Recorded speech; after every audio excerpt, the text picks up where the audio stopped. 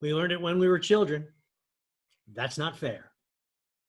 Fairness is man's ability to rise above his prejudice, according to Wes Fessler. Fair, free from bias, dishonesty, or injustice.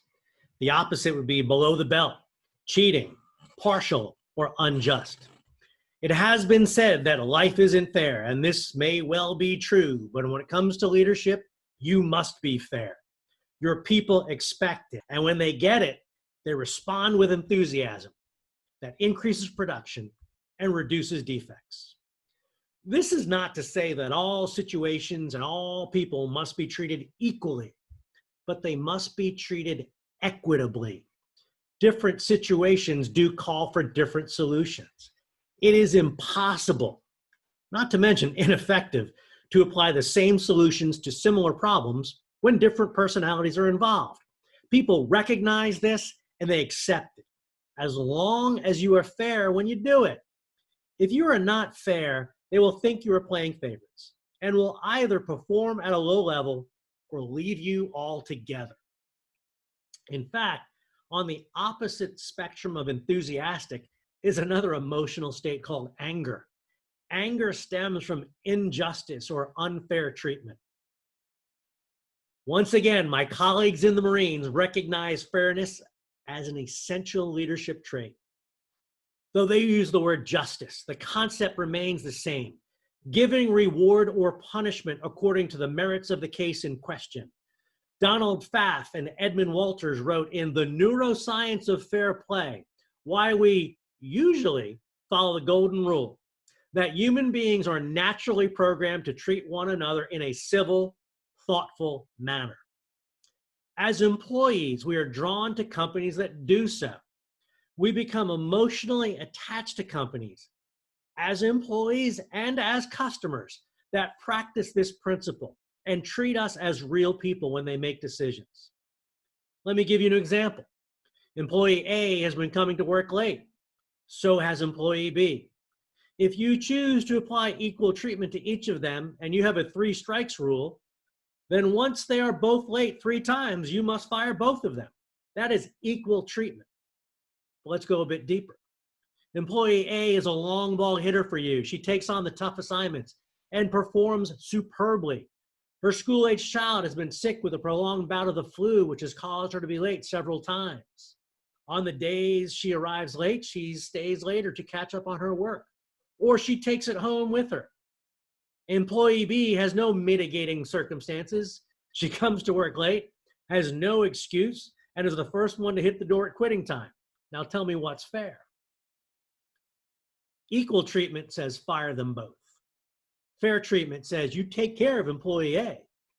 Now, several months later, employee C is coming to work late. Her mother was just admitted into a nursing home, and C visits her every morning to help make the transition smoother. She's not a long ball hitter, but she gets her work done in a satisfactory manner. She too stays late or takes work home to get it done. If you don't make the same accommodation for her that you made for employee A, you are acting unfairly. And in acting unfairly, you turn off members of your workforce who see what's going on. And be assured, they do see it and talk about it. In The Enthusiastic Employee, How Companies Profit by Giving Workers What They Want by David Serrata, we learn 33 common myths about employees. One widely held belief they tackle is what employees want at work. The overwhelming majority of workers are shown in The Enthusiastic Employee to have 3 main goals at work: equity, achievement, and camaraderie. Let's look more closely at equity. The authors define it as being treated justly in relation to the basic conditions of employment, especially physical safety, pay, benefits, job security, and respectful treatment. Again, we see the concept of fairness front and center. This sentiment is reinforced by Kouzes and Posner in The Leadership Challenge, where fair-mindedness was in the top 5 most admired characteristics for leaders.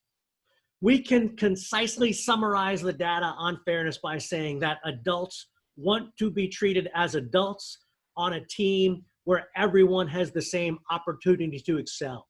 Simply stated, it's a respect issue. The Corporate Leavers Survey, conducted by the Level Playing Field Institute, shows that each year in this country, millions of professionals and managers leave their jobs, pushed out by cumulative small comments, whispered jokes, and not so funny emails. This study, the first large-scale review of this issue, shows that unfairness costs U.S. employers over $70 billion annually. This survey only addressed managers. It didn't even consider production employees. Be consistent, not equal, in how you handle situations. Make accommodations that you can justify, and through it all, recognize that the performance standard has not changed. If people are not getting their work done correctly, then you must take corrective action. But when you earn a reputation as being a fair boss, you earn the loyalty of your employees, and that helps you earn more money on the bottom line. All right, let's get a fairness jump start. Don't play favorites. Go above the law. Harassment and discrimination, no matter how subtle, must be addressed, but go above the law. Think, how will your decision impact all of your employees? Be aware that you spend more time with some employees and that this must be managed. Read The Enthusiastic Employee. All right, let's see fairness in action. I had just taken over as the regional manager. My style was very different from the fellow I replaced, and it was an adjustment period for all. I tend to be hands-off, while the guy before me tended to get in the middle of everything. He was involved in all aspects of the operation, and all disputes went through him. My first take on a dispute, said the person I was interviewing, is for people to work it out, like adults. If they cannot do that, then I expect them to come to me with solutions, rather than for me to simply referee. Linda in sales and Karen in estimating were not getting along. They didn't respect each other, and it seemed they were trying to make each other look bad. This was a situation for me to be hands-on. I called them both in and told them what I was seeing and what I expected. I clearly explained their behavior was immature and not acceptable. I even got each one of them a coach to help them understand themselves better and to understand each other. Unfortunately, the situation didn't get better, and I put both of them on notice. If they continued to bicker, one of them was going to be moved. Around this time, they both had some personal issues with family health that caused them to miss work at inconvenient hours. Initially, they both got their work done, but after a few weeks, Linda was not making her sales targets. Karen continued to be absent from time to time, but her work never suffered. In fact, she was absent more than Linda, but her work was fine. Their relationship remained unproductive, although they were seeing each other less. Finally, it was time for a counseling session with Linda. Despite allowances I made for her absences and that her performance was not up to her standard, etc., I laid out the problem as I saw it, and she immediately chose the diversionary tactic by pointing out that Karen was taking extra time off too. I replied that this was not about Karen.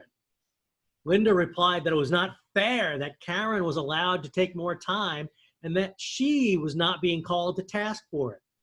I reminded her that this was not about Karen, but then went on to say that Karen continued to get her work done, even with the extra time she was taking off.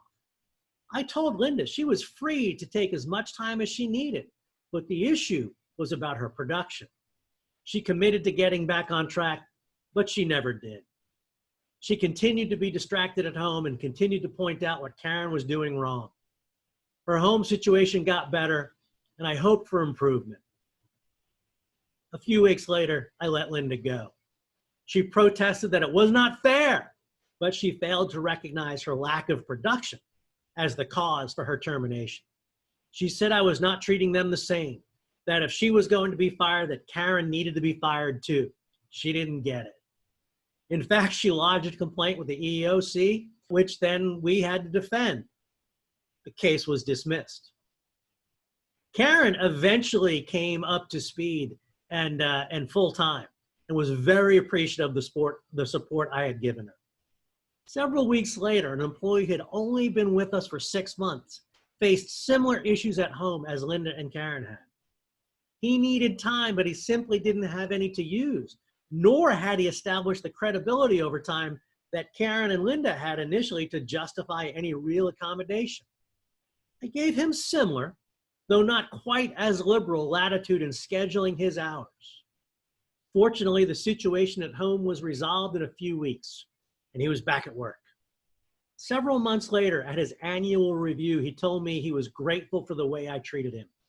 He didn't expect that, and he had made up his mind to quit so that he could be with his wife. He told me he would never forget, and if I needed anything special, to make sure I called on him. He is one of our future stars, and we would have lost him had I not treated him fairly. All right, let's apply some of these questions in your journal and talk about fairness with some A to Z application. On a scale of 1 to 10, how do you rate on this trait? Do you have go-to people on your team? And what message does that send to others? List someone you know who exemplifies this trait. Be specific. Why did you choose them? What do they do that caused you to choose them? Do you extend the same basic courtesies? Hello, good morning, how are you? To all, capital letters, all on your team. And what one thing will you do to improve in this area? All right, that's our concept on fairness today. Great talking to you. Make sure you subscribe if you haven't, and I'll have another word for you next week. Have a great day. Stay inspired.